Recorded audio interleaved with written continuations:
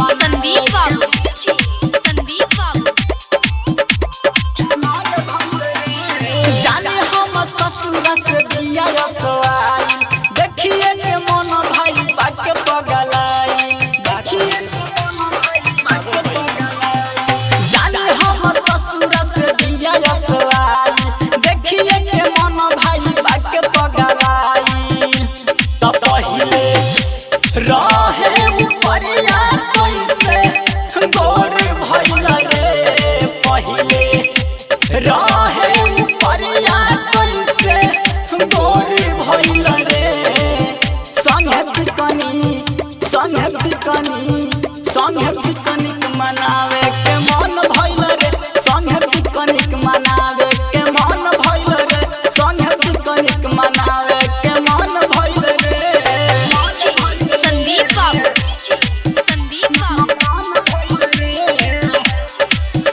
संगे पिकनिक मनावे, पिकनिक मनावे के मन भइल रे, पिकनिक मनावे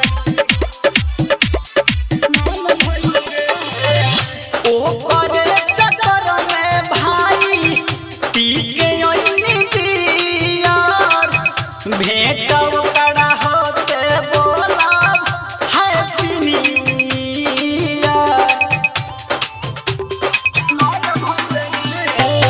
ओ करे चचर में भाई पी के ओइनी बियर, भेंटव कड़ा होते बोलब happy new year.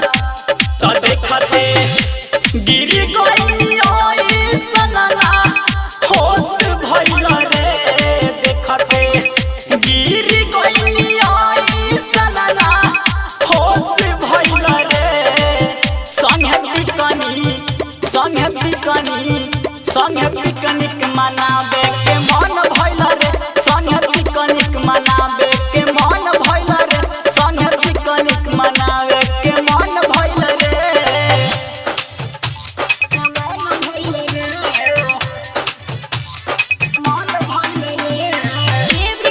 Studio Maniyari बाजार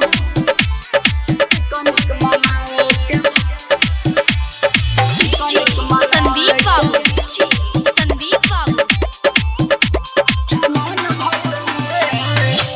बीसे में रही कमलेश मन अपन जात के, आइल बाय कोई सयबना मानव के कर बात के।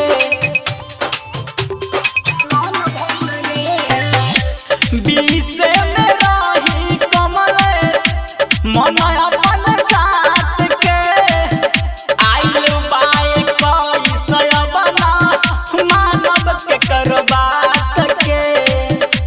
तो मधु कांत के माना बाबे हाल भइल रे, राइटर पप्पू हरे सदिलीप में हाल भइल रे। संगे पिकनिक मनावे